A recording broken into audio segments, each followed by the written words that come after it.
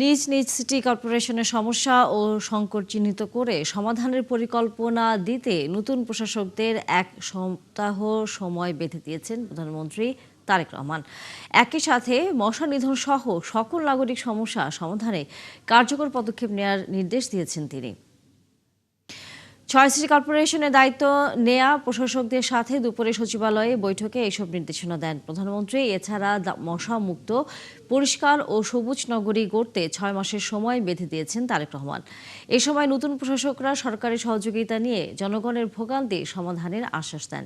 নির্বাচন না হওয়া পর্যন্ত নগরবাসীর জন্য কাজ করার অঙ্গীকার করেন তারা।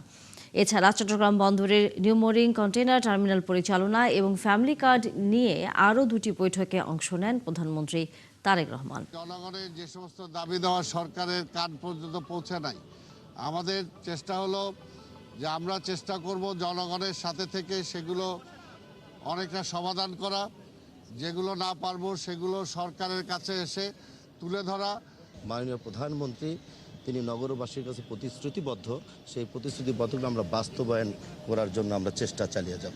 আপনারা জানেন যে ভোট ডাকাতির মাধ্যমে সমস্ত সিটি কর্পোরেশন দখল করা হয়েছে, অব্যবস্থা চলেছে, দুর্নীতি চলেছে, অনিয়ম চলেছে। এর থেকে সিটি কর্পোরেশনকে বের করে নিয়ে আসে, ক্লিন সিটি করে আগামী বর্ষার মধ্যে এটাকে গ্রিন সিটি করতে হবে। আমরা এই 6 মাসের প্রকল্প নিয়ে কাজ করতে ওনার সাথে কথা দিয়ে আসছি। নারায়ণগঞ্জ সহ বিভিন্ন জায়গায় যে যানজট সমস্যা, তারপরে আপনার শহর আপনার খুবই অপরিষ্কার, বর্জ্য ব্যবস্থা কিভাবে সমাধান করা যায় সেটার দেখা। প্রত্যেক সিটি কর্পোরেশনের যে সকল সমস্যা আমরা চিহ্নিত করব, এই সমস্যাগুলোর সমাধানের জন্য আমরা প্ল্যান নিব। সচিবালয়ে মন্ত্রিপরিষদ বৈঠকের আরও খবর নিয়ে যুক্ত হচ্ছেন সহকর্মী মোহন ইসলাম। মোহন, প্রধানমন্ত্রীর বৈঠক হয়েছে আমরা জানি, সেই বৈঠকে 6 সিটি কর্পোরেশনের যে দায়িত্বপ্রাপ্ত প্রশাসকরা তাদের নির্দেশনাও দিয়েছেন প্রধানমন্ত্রী।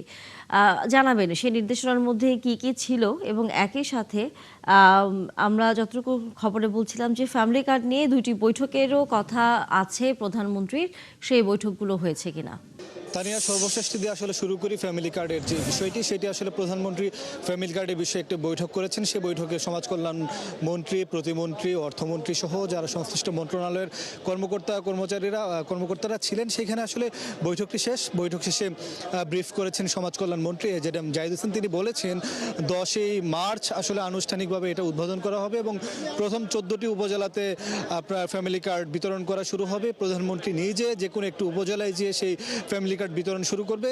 কোন উপজেলায় যাবে সেটা পরবর্তীতে জানিয়ে দেওয়া হবে। এবং তিনি কিন্তু বলছিলেন যে 4 মাসের একটি পাইলটিং শুরু হচ্ছে, প্রথম পর্যায়ে 4 মাস দেখা হবে এবং পরবর্তীতে আসলে যেহেতু রাজনৈতিক একটি প্রতিশ্রুতি রয়েছে বিএনপি সরকারের যে 5 কোটি পরিবারকেই তারা ফ্যামিলি কার্ড দিবে, বিশেষ করে নারীদের, যিনি পরিবারের প্রধান তাকে, সেইটাই বাস্তবায়ন করা হবে। এবং তিনি বলছিলেন যে এখানে আসলে কিভাবে চেকিংটা হবে, কিভাবে তারা তথ্য সংগ্রহ করছেন। বলছিলেন যে তারা ঘরে ঘরে যে আসলে তথ্য সংগ্রহ করছেন এবং সেটাতে কোনো রাজনৈতিক বা ধর্মীয় বলয় থাকবে না, এখানে সবাই এই ফ্যামিলি কার্ডের আওতায় আসবে। এবং বলছিলেন যে যারা ইউনো রয়েছেন বা উপজেলা পর্যায়ে, ওয়ার্ড পর্যায়ে সরকারি কর্মচারীরা রয়েছেন, তারা সেই জিনিসগুলো আপনার এক পর্যায়ে নিয়ে আসবে এবং তারাই আসলে এটা পুরোপুরি প্রক্রিয়াটা করে সেই ফ্যামিলি কার্ড বিতরণের কার্যক্রমটি আসলে চালিয়ে নিয়ে যাবেন। এবং তিনি বলছিলেন যে অর্থায়নের বিষয়টি, সেই অর্থায়নটাও এবছর করা হচ্ছে এবং পরবর্তী বছর থেকে আসলে বাজেটের সাথেই ঢুকে যাবে। কিন্তু এবছর যেহেতু আসলে বাজেটের অলরেডি ঘোষণা চলে এসেছে, আপনি জানেন, সেই জায়গায় তারা সেই অর্থটা নতুন করে আসলে সংযুক্ত করে ফ্যামিলি কার্ডের যে বিতরণ, সেই বিতরণটা তারা করছে। এবং আরেকটি বৈঠক হয়েছিল আসলে চট্টগ্রাম বন্দরের নিউমোরিং যে টার্মিনাল, সেই টার্মিনাল বৈঠকটি আসলে এটি নিয়ে আসলে কোনো মন্ত্রী কথা বলেননি। তারা বলছেন যে এটি একটি প্রাইভেট বৈঠক, সেই জায়গা থেকে তারা আসলে কোনো কিছু আমাদেরকে তথ্য দেয়নি। আরেকটি বিষয় বলে রেখে যে প্রশাসকদের বিষয়ে আপনি জানতে চেয়েছেন, প্রশাসকদের সাথে বৈঠকে প্রধানমন্ত্রী তাদেরকে 7 দিন সময় বেঁধে দিয়েছেন। সেই 7 দিনের মধ্যে প্রত্যেকটি সিটি কর্পোরেশনের আসলে সমস্যা, সংকট নির্ধারণ করে সেগুলো সমাধানের পরিকল্পনা প্রধানমন্ত্রীকে জমা দিতে বলেছেন এবং আগামী 6 মাসকে টার্গেট দিয়ে আসলে এই যে সিটি কর্পোরেশনগুলো রয়েছে সেগুলো বনায়ন থেকে শুরু করে গ্রিন, মশা নিধন থেকে শুরু করে আপনার জলাবদ্ধতা নিরসন, সেই কাজগুলো প্রধানমন্ত্রী করতে নির্দেশ দিয়েছেন এবং প্রধানমন্ত্রী 6 মাস পরে সেগুলো রিভিউ করবেন এবং তিনি ফিজিক্যালি সেগুলো গিয়ে দেখবেন বা কি পরিমাণ বাস্তবায়ন করা হয়েছে সেগুলো তিনি দেখে আসলে পরবর্তীতে আরও দিক নির্দেশনা দিবেন বলে কিন্তু প্রশাসকরা বলেছেন। মোটা থেকে বলতে গেলে প্রধানমন্ত্রীর 3টি বৈঠক শেষ হয়েছে, বৈঠক শেষে আমাদেরকে কিন্তু এই বিষয়ে আসলে ব্রিফ করেছেন মন্ত্রী এবং প্রশাসকরা। তানিয়া। ধন্যবাদ মোহন ইসলাম। নিশ্চয়ই প্রধানমন্ত্রী যদি আরও কোনো বৈঠক থেকে থাকে সেই সম্পর্কে তথ্য নিয়ে পরবর্তীতে নিশ্চয়ই আপনি যুক্ত হবেন। ধন্যবাদ আপনাকে এখনকার মতো।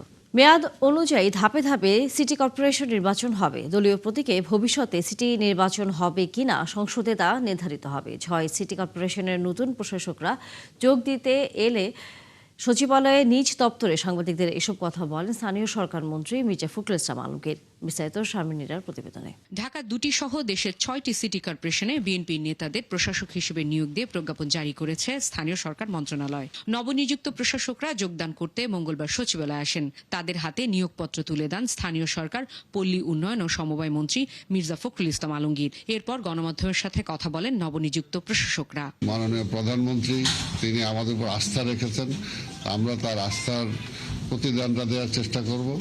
এখন দলের আস্থা অর্জন করেছি, এখন কাজের মধ্য দিয়ে জনগণের আস্থা অর্জন করে ইনশাল্লাহ আমরা নির্বাচনে যাব। সেই দায়িত্ববোধ থেকে আমরা চেষ্টা চালিয়ে যাব যে মশাকে নিয়ন্ত্রণ কিভাবে করা যায়। আমরা যেহেতু অফিসে বসিনি, আগামীকালকে ইনশাল্লাহ অফিসিয়ালভাবে অফিসে বসে দ্রুত গতিতে এটাকে নিয়ন্ত্রণের মধ্যে নিয়ে আসার চেষ্টা করব। আমরা চেষ্টা করব মাননীয় প্রধানমন্ত্রী যে স্টাইলে চলছেন সেই স্টাইলকে অনুসরণ করার। সরকারের কাছে জনগণের চাহিদা অনুযায়ী তাদের যে চাওয়াটা সেটা তুলে ধরা এবং সরকার সেই অনুযায়ী কাজ করবেন। আমাদের মাননীয় প্রধানমন্ত্রী সেই কাজটি আমাদের করতে বলেছেন। আনুষ্ঠানিকতা শেষে গণমাধ্যমের সাথে কথা বলেন স্থানীয় সরকার মন্ত্রী। জানান স্থানীয় সরকার নির্বাচন দলীয় প্রতীকে হবে কিনা তার সিদ্ধান্ত হবে সংসদে। এটা তো আমরা সংসদে নির্ধারিত হবে যে দলীয় প্রতীকে হবে নাকি আপনার দলীয় প্রতীকে হবে না। It will be decided in the parliament. মেয়াদ শেষ হয়ে গেছে যে সমস্ত আপনার স্থানীয় সরকারের সেগুলো থেকে শুরু হবে, যেগুলোর মেয়াদ শেষ হলো সেগুলো শুরু হবে। এটা তো আপনার নিয়ম আছে না, সে তো বটেই। স্থানীয় সরকার তো আপনার অনেক বেশি প্রয়োজন, সচল না করলে মানুষের তো আপনার সেবা পাবে না। সিটি কর্পোরেশনের কাজের গতিশীলতা আনতে রাজনৈতিক নেতাদের নিয়োগ দেওয়া হয়েছে বলে মন্তব্য করেন স্থানীয় সরকার মন্ত্রী ও প্রতিমন্ত্রীও। আমরা মনে করছি যে রাজনৈতিক ব্যক্তিদের দিয়ে আমরা জনগণের সঙ্গে সম্পৃক্ততাটা বাড়বে, তাদের সমস্যাগুলোর সমাধান দ্রুত হবে।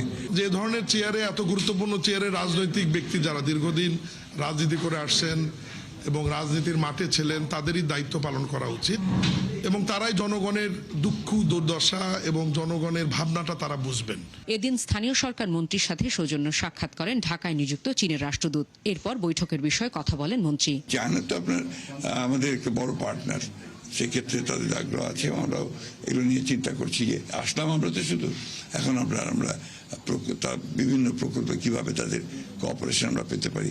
চায়নার সঙ্গে বাংলাদেশের সম্পর্কটা বললাম আপনাদের যে একটা ঐতিহাসিক সম্পর্ক। মন্ত্রী জানান চীন বাংলাদেশের উন্নয়নের অংশীদার, তাদের সাথে একসাথে কাজ করবে বাংলাদেশ। শারমিন নীরা, ৭১, ঢাকা। আমি ফ্যাসিবাদী সরকারের সময় বিএনপি নেতাকর্মী সহ অন্যদের বিরুদ্ধে করা হয়রানিমূলক মামলা প্রত্যাহার করা হচ্ছে বলে জানিয়েছেন স্বরাষ্ট্রমন্ত্রী সালাউদ্দিন আহমেদ। দুপুরে সচিবালয় নিজ দপ্তরে তিনি কথা বলেন। 5 আগস্টের পর যাদের মিথ্যা মামলায় আসামি করা হয়েছে সেগুলো যাচাই বাছাই করে ব্যবস্থা নেওয়া হবে বলেও জানান স্বরাষ্ট্রমন্ত্রী। 1202টা মামলা প্রত্যাহারের অনুমোদন দিয়েছি, যেগুলো ফ্যাসিবাদের সময়, বিগত ফ্যাসিবাদী সরকারের সময় রাজনৈতিক উদ্দেশ্য প্রণোদিত মামলা ছিল। এগুলো প্রত্যাহারের জন্য আজকে অনুমোদন দেওয়া হয়েছে। বিগত ইন্টারিম সরকারের সময় মার্ডার কেস, এক্সপ্লোসিভ এবং অস্ত্র মামলা, মাদক আর একটা যেন নারী শিশু, এই বিষয়ে মামলাগুলো বাদে বাকি মামলাগুলো বিবেচনায় নেওয়া হয়েছে। কিন্তু আমার বিরুদ্ধে বহু মার্ডার কেস দেওয়া হয়েছে, বিস্ফোরক তো আছেই, অস্ত্র মামলা আছে, রাজনৈতিক উদ্দেশ্যে এরকম মামলা দেয়া হয়েছে। এগুলো সত্যিকারভাবে যেগুলো রাজনৈতিক উদ্দেশ্যে দেয়া, এগুলো যাচাই বাছাই করে পুনরায় রাজনৈতিক মামলাগুলো প্রত্যাহারের বিষয়ে আমরা আর একটা উদ্যোগ নিচ্ছি। চট্টগ্রাম ও কুমিল্লায় গ্যাস থেকে বিস্ফোরণের প্রাণহানি ও দগ্ধদের ঘটনায় জনমনে বাড়ছে উদ্বেগ, আতঙ্ক। গতকাল চট্টগ্রামের হালি শহরে ভয়াবহ বিস্ফোরণে দগ্ধ 9 জনের মধ্যে 3 জনের মৃত্যু হয়েছে, বাকিদের অবস্থাও আশঙ্কাজনক। অন্যদিকে কুমিল্লার দাউদকান্দিতে গ্যাস সিলিন্ডার বিস্ফোরণে নারী ও শিশুসহ একই পরিবারের 4 জন দগ্ধ হয়েছে। সবুজ মাহমুদের রিপোর্ট। চট্টগ্রাম ও কুমিল্লায় গ্যাস লিকেজ থেকে বিস্ফোরণে দগ্ধ রোগীদের চিকিৎসা চলছে রাজধানীর জাতীয় বার্ন এবং প্লাস্টিক সার্জারি ইনস্টিটিউটে। শরীরের বেশিরভাগ অংশ ঝলসে যাওয়া, তাদের বেশিরভাগেরই অবস্থা আশঙ্কাজনক। বার্ন ইনস্টিটিউটের পরিচালক ডক্টর মোহাম্মদ নাসিরউদ্দিন আশ্বস্ত করেছেন চিকিৎসায় কোনো ঘাটতি হবে না। তো আমরা এই সমস্ত ঘটনার পরিপ্রেক্ষিতে সবসময় আমাদের একটা অতিরিক্ত জনবল এখানে আমরা ডিপ্লয় করে থাকি। সবাই চলে আসছেন এবং একটা পেশেন্ট সাথে সাথে দেখা গেল ব্রড ডেড, তারপরে বাকি যে 8 জন, সেই বাকি 8 জনকে আমরা বিভিন্ন ক্যাটাগরি করে আইসিইউ, এইচডিইউ, মেল এইচডিইউ এবং ফিমেল এইচডিইউকে স্থানান্তর। মঙ্গলবার সকালে দগ্ধ রোগীদের দেখতে আসেন স্বাস্থ্যমন্ত্রী সর্দার সাখাওয়াত হোসেন বকুল এবং দুর্যোগ ব্যবস্থাপনা ও ত্রাণমন্ত্রী আসাদুল হাবিব দুলু। চিকিৎসার খোঁজ নিয়ে সাংবাদিকদের স্বাস্থ্যমন্ত্রী বলেন, আহতদের সর্বোচ্চ চিকিৎসা নিশ্চিত করা হচ্ছে। আমাদের অ্যাভেলেবল যত ফেসিলিটিস আছে, মেডিসিন আছে, সব হসপিটাল কর্তৃপক্ষ দিচ্ছেন। বাকি যদি আরও কিছু লাগে আমি আশ্বস্ত করেছি, আমরা উভয়ই আমাদের হাসপাতাল কর্তৃপক্ষকে আমরা সেটা যোগান দেব। তবে আগুনে পোড়া মানুষ, অনেক কষ্ট হচ্ছে, তো অনেক কষ্ট যতটুকু সম্ভাব্য ফেসিলিটি চিকিৎসা দেওয়া হচ্ছে, আপনারা দোয়া করবেন। পরে দুর্যোগ ব্যবস্থাপনা ও ত্রাণমন্ত্রী বলেন, ভবিষ্যতে এই ধরনের দুর্ঘটনা এড়াতে সংশ্লিষ্ট 3 মন্ত্রণালয় একসঙ্গে কাজ করবে। যে সিলিন্ডারগুলো ব্যবহার করা হয়, মেয়াদ উত্তীর্ণ সিলিন্ডারগুলো ব্যবহার করা হয়, এগুলোতে কিভাবে একটা নিয়মের মধ্যে নিয়ে আসা যায় সেগুলো নিয়ে আমরা অল্প সময়ের ভিতরে 3 মন্ত্রণালয় বসে কাজ করব, যাতে করে ভবিষ্যতে এই ধরনের দুর্ঘটনা থেকে কম ক্ষতি হয় সেই ব্যবস্থাটা করার চেষ্টা করা হবে। গ্যাস লিকেজ এবং সিলিন্ডার থেকে ঘন ঘন বিস্ফোরণের ঘটনায় জনমনে দেখা দিয়েছে উদ্বেগ। দুর্যোগ মন্ত্রী এখানে সবুজ মাহমুদ, 71, ঢাকা। দায়িত্ব পালনকালে প্রসিকিউশন টিমের কোনো দুর্নীতি বরদাস্ত করা হবে না। অভিযোগ পেলে কঠোর ব্যবস্থা নেওয়া হবে বলে জানিয়েছেন ট্রাইব্যুনালের নতুন চিফ প্রসিকিউটর আমিনুল ইসলাম। দুপুরে ট্রাইব্যুনালের ব্রিফিংয়ে তিনি একথা বলেন। মঙ্গলবার দুপুরে আন্তর্জাতিক অপরাধ ট্রাইব্যুনালে কর্মদিবসের প্রথম দিনে তিনি জুলাই আগস্ট গণহত্যার মামলা দ্রুত নিষ্পত্তি করতে আন্তর্জাতিক অপরাধ ট্রাইব্যুনালের পূর্ণ সহযোগিতা চেয়েছেন। বিচারের মাধ্যমে নিরপরাধ কাউকে হয়রানি নয়, বরং অপরাধীকে টার্গেট করে বিচার পরিচালনা করা হবে। আজ ট্রাইব্যুনাল 2-এ জুলাইয়ের মানবতাবিরোধী অপরাধ মামলায় ওবায়দুল কাদের সহ কার্যক্রম নিষিদ্ধ আওয়ামী লীগ এবং দলটির অঙ্গ সংগঠনের শীর্ষ 7 নেতার বিরুদ্ধে চতুর্থ দিনে সাক্ষ্য গ্রহণ চলছে। আমরা একেবারেই আইন অনুযায়ী এই ট্রাইব্যুনালটা পরিচালিত হোক, এটা আমরা চাই, এবং এই ট্রাইব্যুনালের গতিশীলতা বৃদ্ধি হোক। আমরা চাই যে ট্রাইব্যুনালটা আরও বেশি গতিশীল হোক এবং আরও স্বচ্ছতার সাথে এই ট্রাইব্যুনালের কার্যক্রম পরিচালিত হোক, এটা আমরা চাচ্ছি। আমরা অপরাধীকে টার্গেট করে আমরা ইনভেস্টিগেশন করব এবং বিচার করব। আমরা কোনো ইনোসেন্ট মানুষকে টার্গেট করে বা রাজনৈতিকভাবে হয়রানি করে ওইরকম টার্গেট করে আমাদের কোনো কার্যক্রম পরিচালিত আমাদের মাধ্যমে হবে না। প্রতিহিংসার রাজনীতি নয়, সবাইকে নিয়ে সামনে এগিয়ে যাওয়ার আহ্বান জানিয়েছেন বিএনপি স্থায়ী কমিটির সদস্য আব্দুল মঈন খান। দলের প্রতিষ্ঠাতা সাবেক রাষ্ট্রপতি জিয়াউর রহমান ও সাবেক প্রধানমন্ত্রী বেগম খালেদা জিয়ার সমাধিতে শ্রদ্ধা জানাতে গিয়ে তিনি কথা বলেন। দেশে গণতন্ত্র ফিরিয়ে আনার সংগ্রামে প্রধানমন্ত্রী তারেক রহমানের নেতৃত্বে বিএনপি কাজ করে যাবে বলেও আশাবাদ জানান মঈন খান।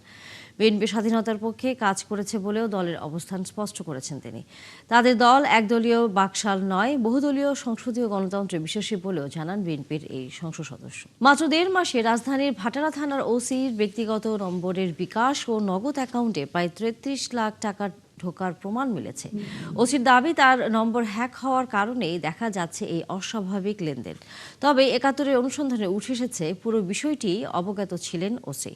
এই সময়কালে ওসির অন্যান্য নম্বরে আরও টাকা ঢোকার প্রমাণও মিলেছে।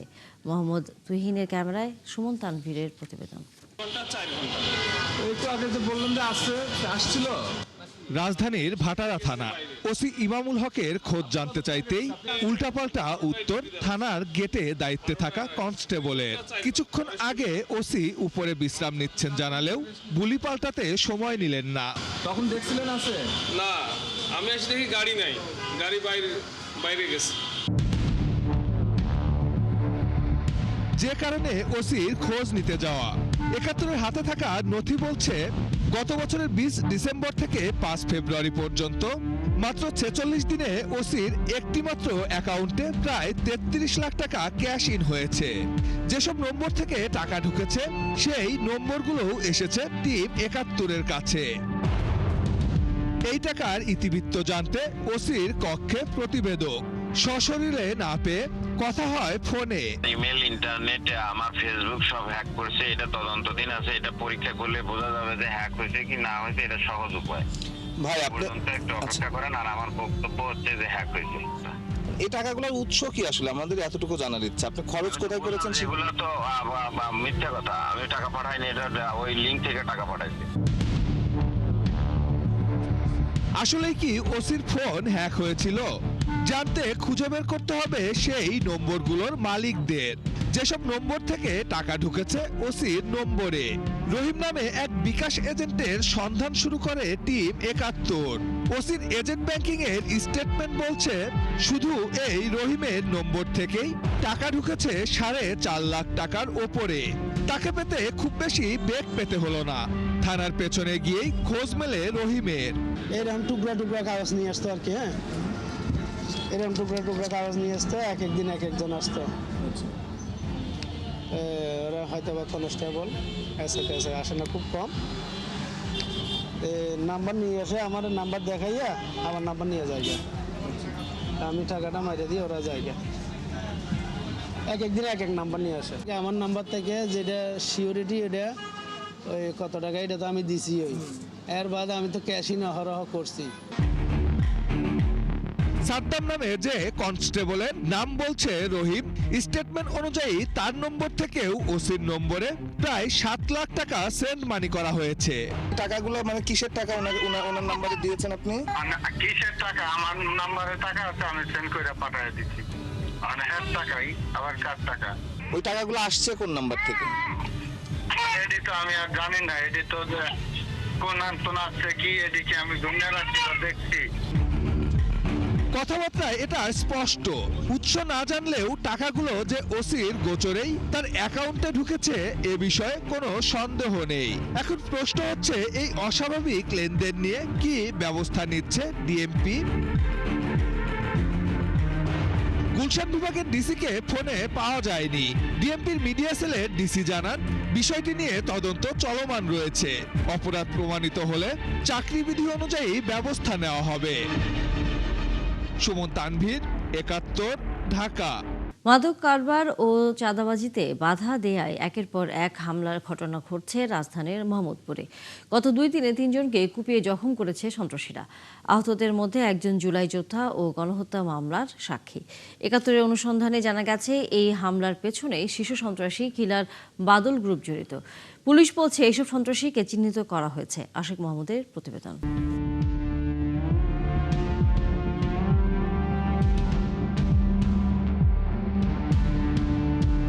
২২ ফেব্রুয়ারি রাত ১০টা ১০ মোহাম্মদপুর থানাধীন বছিলা এলাকার ময়ূর ভিলার পাশের গলির সিসি ক্যামেরার ফুটেজ। এতে দেখা যায় একটি সিএনজি প্রবেশ করে গলিতে। একে একে নেমে আসে ৩ জন, সবার হাতেই চাপাতি, ২ জন বোরখা পরিহিত। সিএনজি থেকে নেমেই জুলাই যোদ্ধা ও গণহত্যা মামলার সাক্ষী ইব্রাহিমকে এলোপাতারি কোপায় দুর্বৃত্তরা। পরে সেই সিএনজিতে করেই পালিয়ে যায় সন্ত্রাসীরা। গুরুতর আহত ইব্রাহিম রাজধানীর পঙ্গু হাসপাতালে চিকিৎসাধীন। হামলাকারীরা বোরখা পরিহিত থাকায় কাউকে চিনতে পারেননি ইব্রাহিম। স্বজন ও বন্ধুদের দাবি, জুলাই আন্দোলন মামলার সাক্ষী হয় ইব্রাহিমকে হুমকি দেওয়া হচ্ছিল। জুলাই আন্দোলন থেকে সৃষ্ট শত্রুতার কারণেই তাকে কোপানো হয়েছে। এটা বোরকা পরে আসছে ভাই, ৩ জন আসছে বোরকা পরে। ওকে তো অনেকদিন যাবতই হুমকি দামকি দেওয়া হচ্ছে। এই যে ওকে যে কোপাইলো, এর কোপানোর পিছনে মোহাম্মদ থানা ছাত্রলীগের সহসভাপতি সাজ্জাদ, ওর ছোট ভাই রব্বি, এমনকি আরও কয়েকটা লোক আছে যেরকম রিপন, কাউয়া রিপন, তারপর ছোট মাসুম, এরা সবাই মিলা ওকে আজকে এরকম জখম করছে। ওকে যে পঙ্গুত্ব বানাইলো ভাই, এদের বিরুদ্ধে যারাই কথা বলবে তাদের জীবন বিপন্ন করে দিবে। এই ঘটনার ঠিক আগের দিন একইভাবে হামলার শিকার হয়েছে আরও ২ জন। সিসি ক্যামেরার এই ফুটেজে দেখা যায় ২১ ফেব্রুয়ারি দুপুর ৩টা ১৩ ২ জন হেঁটে যাচ্ছিল বছিলার ৩ রাস্তার দিকে। এ সময় তাদের ওপর হামলা করে একদল সন্ত্রাসী। এলোপাতাড়ি কোপানো হয় তাদেরকেও। ঘটনাস্থলে গিয়ে কথা হয় প্রত্যক্ষদর্শীদের সাথে।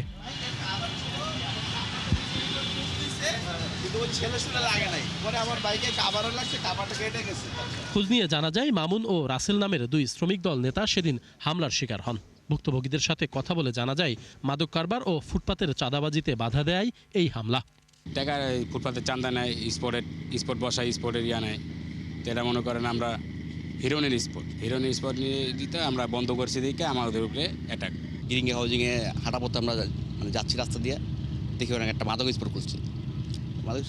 তাই আমরা বললাম যে এখানে মাদক চালানো যাবে না, এখানে তো এক পর্যায়ে 2 পর্যায়ে আমাদের হাতে তক্কাতকি মুখে তক্কাতকি হয়। তারপরে যেটা আমরা দেখি আপনার ফুটের ভিতরে আপনার চাদর তুলতেছে, এখানে আমরা বাতা দিই। আমরা 2 দিন পর আমরা ওই টাইমেই ওই রোড দিয়ে হাঁটাছিলাম যে দেখি আসলে চাদর তুলে নাকি। এই টাইমে ওরা হাতরকিভাবে আইসে পিছন থেকে আমাদের কোপ ছাড়ে। এই একই গ্রুপ ইব্রাহিমের ওপর হামলা করেছে বলেও দাবি তাদের। এই ঘটনা করার পর থেকে সারাদিন ছিল আমাদের সাথে। তে আমি ওরা ফোন দিয়েছি, ভাই তুমি কই এই ভিডিও ফুটেজটা নেওয়ার জন্য, আমাদের যে ঘটনা ঘটছে আমার ঘটনাটা যেখানে ভিডিও ফুটেজ সব নেওয়ার জন্য ফোন দিয়েছি। আতঙ্কিভাবে ওরা এসেই বোরকা পরা, গামছা পরা মুখে, ঠিক আছে, সব হলো হাফ বোরকা পরা, এই ভিতরে এসে ওরা 4 জন মিলে বলে কাজ করছে, কোপাইছে। হ্যাঁ, মোহাম্মদপুরে একের পর এক কারা কেন এই হামলা করছে উত্তর খুঁজতে গিয়ে জানা গেছে আড়ালে বসে এই হামলার নেতৃত্ব দিচ্ছেন কিলার বাদল। মাঠ পর্যায়ে সেগুলো বাস্তবায়ন করছে রাব্বি, কাউসার ওরফে মোল্লা কাউসার, গ্যারেজ সোহেল, বাতরাসেল, মাসুম সহ আরও কয়েকজন। মোল্লা কাউসার আছে এখানে, এই গ্যারেজ সোহেল আছে, কিলার বাদল আছে, সব নিয়ন্ত্রণের একজনই সব। এটা সব আপনার কিলার বাদল। হ্যাঁ, সব নিয়ন্ত্রণে ওনার, মোহাম্মদপুরে সব নিয়ন্ত্রণে ওনারই, ওনার নিয়ন্ত্রণ ছাড়া কিছুই চলে না। এরাই হচ্ছে সন্ত্রাসদের রসদ যোগায়, এরাই পোলাপাইন যোগায়, এরাই কিশোর গ্যাং যোগায়, এদের ছাড়া আসল কিশোর গ্যাং হয় না। এই চক্রটি মোহাম্মদপুরের ফুটপাতের চাঁদাবাজি, মাদক কারবার সহ হেন কোনো অপকর্ম নেই যা তারা করেন না। আওয়ামী লীগ সরকারের আমলেও বেপরোয়া ছিল এরা। পুলিশ বলছে এই চক্রের সবাইকে চিহ্নিত করা হয়েছে, শিগগিরই গ্রেপ্তার করা হবে। এখানে আমাদের কয়েকটি গ্রুপের আমরা নাম পেয়েছি। তো একটি নাম আমাদের কাছে বেশি আসছে, সেটা রাব্বি। তো রাব্বির অধীনস্থ আরও কিছু তার সাঙ্গপাঙ্গ রয়েছে, তাদের নাম আমরা পেয়েছি। আপাতত আমরা তদন্তের স্বার্থে সেটি বলছি না। তো এই রাব্বির ওপরে কারা রয়েছে, তার হ্যান্ডস কারা রয়েছে, আমরা সবাইকে আইনের আওতায় আনার জন্য চেষ্টা করে যাচ্ছি। এসব চাঁদাবাজ ও কিশোর গ্যাং লিডারদের দ্রুতই আইনের আওতায় আনার দাবি স্থানীয়দের। আশিক মাহমুদ, ৭১, ঢাকা। বান্দরবনের নাইখানছড়ি সীমান্ততে বাংলাদেশে অনুপ্রবেশের সময় মিয়ানমারের বিদ্রোহী গোষ্ঠী আরাকান আর্মির 3 সদস্যকে আটক করেছে বিজিবি। উপজেলার ঘুমধুম ইউনিয়নের 8 নম্বর ওয়ার্ডের আমতলী সীমান্তে সোমবার সন্ধ্যায় বিজিবির সদস্যরা তাদের আটক করে, জানিয়েছেন নাইখানছড়ি থানার ভারপ্রাপ্ত কর্মকর্তা আব্দুল বাতেন মৃধা। তিনি বলেন, বিজিবি সদস্যরা তাদের আটক করার পর পুলিশের কাছে হস্তান্তর করে। আটক ব্যক্তিদের কাছ থেকে মিয়ানমারের মুদ্রাও উদ্ধার করা হয়েছে। প্রাথমিক জিজ্ঞাসাবাদে তারা নিজেদেরকে মিয়ানমারের সশস্ত্র সংগঠন আরাকান আর্মির সদস্য বলে পরিচয় দিয়েছে। আটকদের বিরুদ্ধে প্রয়োজনীয় আইনগত ব্যবস্থা গ্রহণের প্রক্রিয়া চলছে বলে জানিয়েছেন ওসি আব্দুল বাতেন মৃধা। মুন্সিগঞ্জে ট্রেনের ধাক্কায় জিয়াউর রহমান নামে শ্রীনগর উপজেলা উপ সহকারী কৃষি কর্মকর্তা মারা গেছে। সকালে উপজেলার কেউটখালী এলাকায় এই দুর্ঘটনা ঘটে। জানা গেছে, জিয়াউর রহমান সকালে একটি খাল খনন কর্মসূচি পরিদর্শন শেষে বাসায় ফিরছিলেন। কেউটখালী এলাকা অতিক্রমের সময় ঢাকা থেকে যশোরগামী একটি ট্রেন তাকে ধাক্কা দিলে তিনি গুরুতর আহত হন। Srinagar fire services station in-charge Dewan Azad Hossain জানান, খবর পেয়ে তাকে দ্রুত উদ্ধার করে উপজেলা স্বাস্থ্য কমপ্লেক্সে নেওয়া হয়। সেখানে তার মৃত্যু হয়। জেলা কৃষি সম্প্রসারণ অধিদপ্তরের উপপরিচালক হাবিবুর রহমান জানান, জিয়াউর রহমান অত্যন্ত দক্ষ ও দায়িত্বশীল কর্মকর্তা ছিলেন। তিনি পরিবার নিয়ে শ্রীনগরে একটি ভাড়া বাসায় থাকতেন। নিহত জিয়াউর রহমান ঢাকা জেলার ধামরাই উপজেলার বাসিন্দা। রমজানে বাজার নিয়ন্ত্রণ রাখতে মাদারীপুরের স্থানীয় সংসদ সদস্যকে সাথে নিয়ে বাজারে অভিযান চালিয়েছে ভোক্তার অধিকার সংরক্ষণ অধিদপ্তর। সকালে মাদারীপুর 2 আসনের সংসদ সদস্য জাহানদার আলী মিয়াকে সাথে নিয়ে শহরের ইটেরপুল বাজারে অভিযানে নামে ভোক্তা অধিকার সংরক্ষণ অধিদপ্তরের কর্মকর্তারা। তারা জানান, রমজানের বিভিন্ন হাট বাজারে নিত্যপণ্যের দাম বেড়েছে, এমন খবরে অভিযান করছেন তারা। এ সময় মূল্য তালিকা না থাকায় মুদি দোকান, শাকসবজি, মাছ ও মাংসের দোকানীদের সতর্ক করা হয়। এ সময় সংসদ সদস্য বলেন, সব দেশে রমজান মাসে কম দামে পণ্য বিক্রি হলেও দেশের চিত্র ভিন্ন। এ বিষয়ে সরকার কঠোর অবস্থানে রয়েছে বলে জানিয়ে তিনি বলেন, রমজান মাসে যারা ক্রেতাদের জিম্মি করে ব্যবসা করবে তাদের বিরুদ্ধে আইনি ব্যবস্থা চলমান থাকবে। এই চুরি বন্ধ করার দায়িত্ব আমি মনে করি যারা আছে ভোক্তা অধিকারের যারা রয়েছেন কর্মকর্তারা, তাদের অন্তত আগামীকাল থেকে আপনারা অভিযান শুরু করবেন। এবং আমরা চাই মাদারীপুরবাসী দেখতে চাই যে আপনাদের নিয়ন্ত্রণের বাজার আছে। এবার আওয়ামী আমলে ক্ষতিগ্রস্ত ব্যবসায়ী উদ্যোক্তাদের বাড়তি সুবিধা দিল কেন্দ্রীয় ব্যাংক। নতুন নির্দেশনা অনুযায়ী নামমাত্র অর্থ জমা দিয়ে নিয়মিত করা যাবে খেলাপি ঋণ, এমনকি নেওয়া যাবে বাড়তি সময়। বিশ্লেষকরা বলছেন, এমন সুবিধা সম্পূর্ণ রাজনৈতিক বিবেচনায় দেয়া হচ্ছে, যা কঠিন করে তুলবে ঝুঁকিপূর্ণ ঋণ কমানোর সুযোগ। দেশের ব্যাংক খাতের খেলাপি ঋণে পুরো বিশ্বে সবার উপরে বাংলাদেশ। অবস্থা এতটাই খারাপ যে কোনো নীতিই কাজ করছে না এটি নিয়ন্ত্রণে। বাংলাদেশ ব্যাংকের হিসেবে 17.5 লাখ টাকার মোট ঋণের মধ্যে 36% খেলাপি। এই অঙ্ক কমাতে যখন একের পর এক উদ্যোগ নেওয়া হচ্ছিল, তখনই নতুন প্রজ্ঞাপন দিল কেন্দ্রীয় ব্যাংক। এতে বলা হয়, আওয়ামী আমলে ক্ষতিগ্রস্ত ব্যবসায়ীরা তাদের খেলাপি ঋণ নবায়নের সুযোগ পাবেন মাত্র 1% ডাউন পেমেন্টে।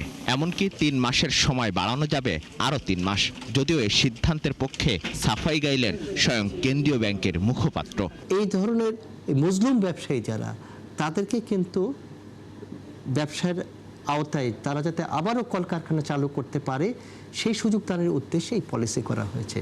অনেক ব্যবসায়ী 2% ডাউন পেমেন্ট দিয়েও দেওয়ার মতো সামর্থ্য নাই, কিন্তু আমরা বুঝতে পারছি যে তারা বোনাফাইড, তাদেরকে যদি কিছুটা শিথিল করা হয় পলিসি, তবে তারা ব্যবসা শুরু করতে পারবে। এর আগে অন্তর্বর্তী সরকারের আমলে ক্ষতিগ্রস্ত ব্যবসায়ীদের সুবিধার্থে নীতি সহায়তা দেয় কেন্দ্রীয় ব্যাংক, যার আওতায় নবায়ন কিংবা নতুন করে ঋণ সুবিধা পান কয়েকশো উদ্যোক্তা। যদিও তার প্রতিক্রিয়া ও যৌক্তিকতা নিয়ে প্রশ্ন ছিল নানা মহলে। তারপরও নতুন খেলাপিদের সুবিধা বাড়ানোর উদ্যোগকে ভালোভাবে দেখছে না এই বিশ্লেষক। তার মতে এই সিদ্ধান্ত পুরোপুরি রাজনৈতিক।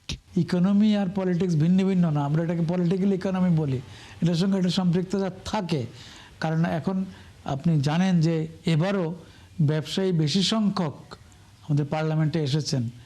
তো ন্যাচারালি ওনারা পার্লামেন্টে যখন আসেন, তাহলে একটা প্রভাব বিস্তার করার সক্ষমতা ওনারা অর্জন করেন। যারা এই কাজগুলো করার জন্য, সুবিধা নেওয়ার জন্য তৎপর থাকেন, তারা সবসময় একটা সংঘবদ্ধ থাকেন। কেন্দ্রীয় ব্যাংকের হিসাবে গেল জুন শেষে ঋণ খেলাপি গ্রাহকের সংখ্যা 11,85,000-এর ওপরে।